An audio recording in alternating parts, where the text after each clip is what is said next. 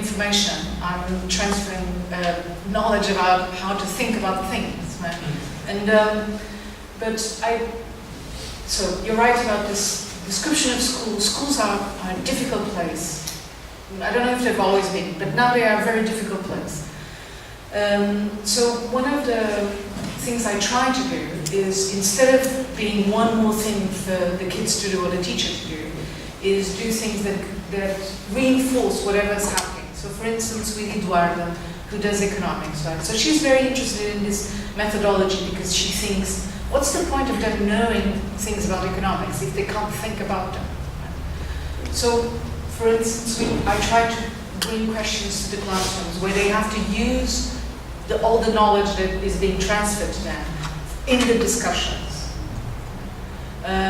So for instance, we had once a session on what is a just economy?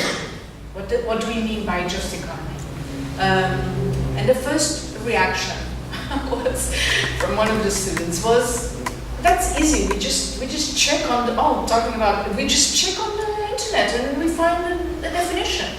And I went, okay, then let's do it. And we did, and actually it turned out, that's true, there was a definition somewhere, but the definition was so vague and ample that it really almost meant nothing. So the discussion made it mean something. So that's one thing. And we also had, I also bring other things like, so one discussion we had was about what's the economic impact of voluntary work? And they have to use the stuff they know, right, to debate it. They can't just, so in a way it's like they ground their opinions also in the subject matter.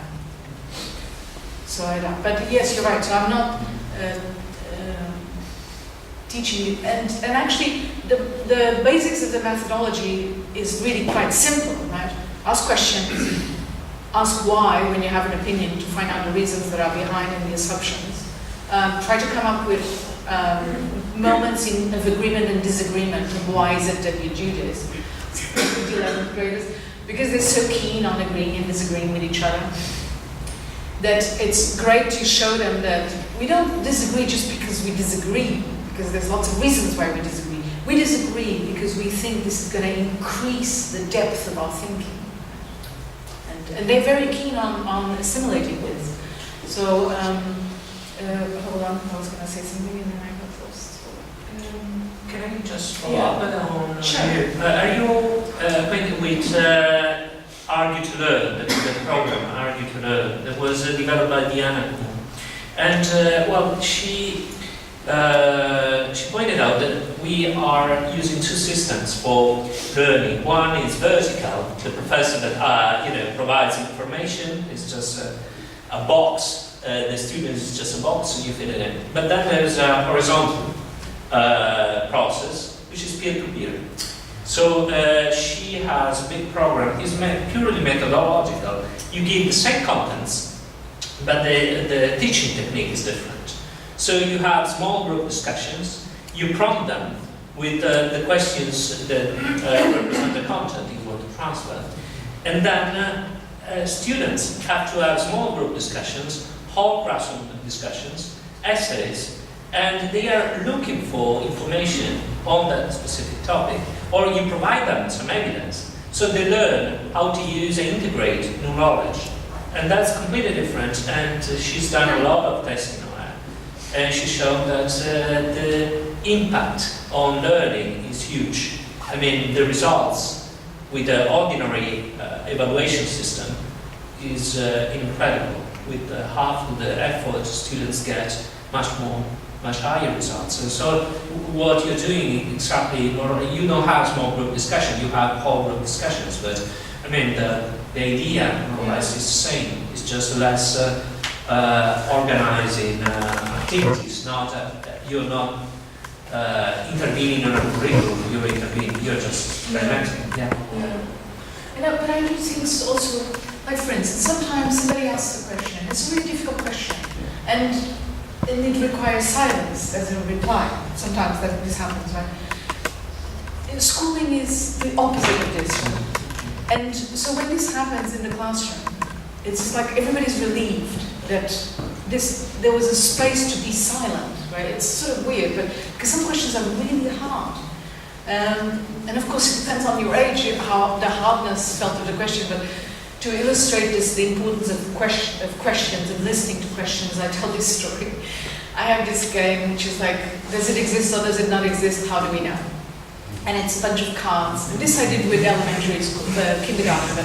And the cards, you know, they have different images, and they have to say, it exists or it does not exist. And I just push, because I tried, in a sense, I was inspired by all the epistemological problems of knowledge, right? I just push, how do we know?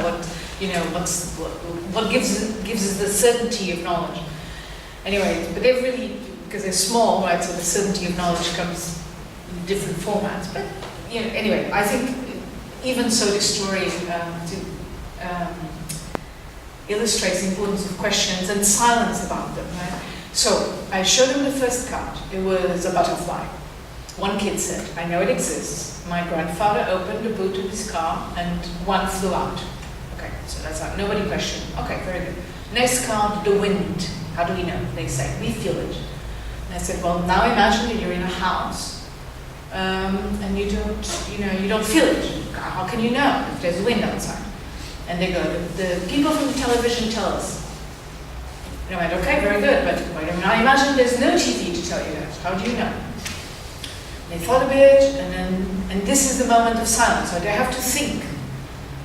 And then they say, there's no TV because the aerial got down from the wind, and that's how we know. And then I tell them, no, it's really a house without TV.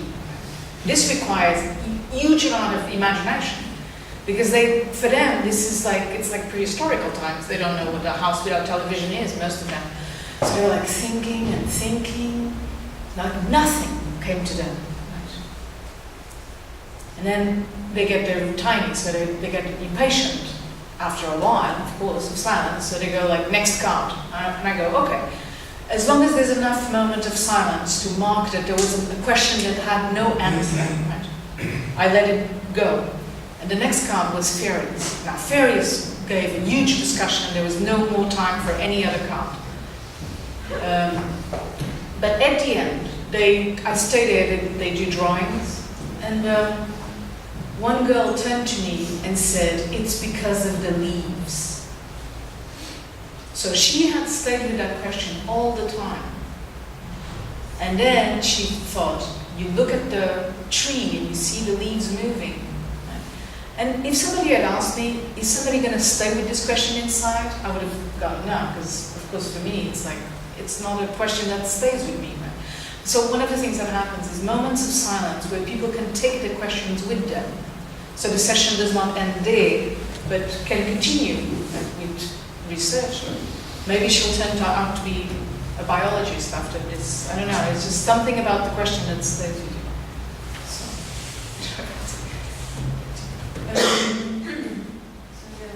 And they really, I mean, of course this is not why one should do it, maybe, but they really enjoy it. Right?